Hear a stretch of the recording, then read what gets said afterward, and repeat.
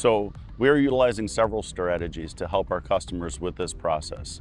So the first thing that we're trying to do is help them reduce the amount of CO2 that they're producing in their process cycles. About 2/3 of the energy that we use today is actually used for heating of processes. So through that, what we're trying to do is help them recycle a lot of the energy that they're already using. So they've got process streams where they've got heat coming out the back end that they're not reusing. One of the big ones is steam. So we're providing steam compressors to help them recapture, take that low-grade steam, bring it back up to a mid-grade steam level without actually sending it back to a boiler and back into like a natural gas burning process. The second strategy that we're doing is by utilizing industrial scale heat pumps to recover waste energy. And you can do this from warm water streams, you can do it from rivers, you can do it from air, just whatever that heat source is. But recapturing it, recycling it, and reusing that energy instead of starting back at what they've historically done is use of fossil fuels, which for a long time was proving to be cost effective and reliable, but of course, at the huge penalty of the amount of CO2 that they're producing. So once we've looked at all of the options of reducing the amount of CO2 they're producing, the next step is looking at how to capture the CO2 they're producing. So if you have a high purity CO2 stream, such as an ethanol production, in that situation, it's very easy to capture the CO2. You've got no impurities in the stream. You've got ethanol producers that are producing about 1 pound of CO2 for every pound of ethanol that they produce. So those are low-hanging fruit. On the other end of the scale, you got things like coal-burning power plants. Now, in a coal-burning power plant, you're capturing the gas that's coming out of the smokestack. This is low-pressure gas. It has a lot of impurities in it.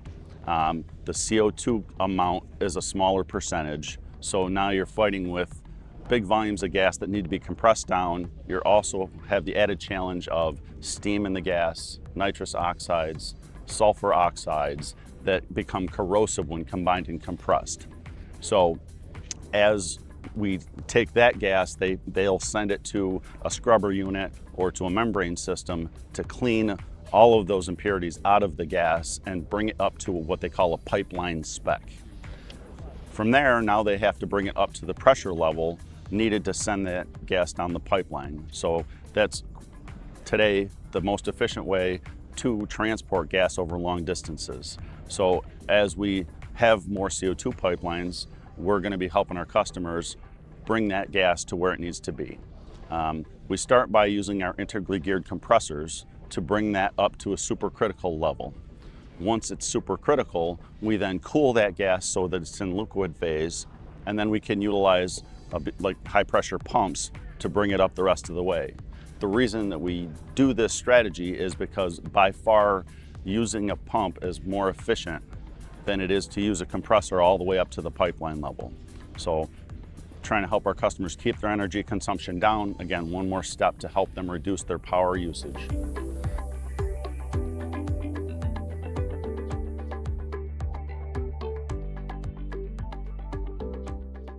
It starts with having good maintenance disciplines at the plant. It's important for our customers to maintain good, accurate records of operating conditions, oil sampling, and having an understanding of the equipment. So Atlas Copco offers various training and maintenance plans ranging from a basic, non-invasive inspection to a complete overhaul, which allows our field service technicians to get a complete assessment of the equipment. Within these maintenance plans, we provide options for storage of capital spare parts, skids, subassemblies such as cores or mechanical center sections, and purge containers in case the customer site is unable to accommodate. Nowadays, our customers are taking maintenance a bit more serious, and they've built up their maintenance departments.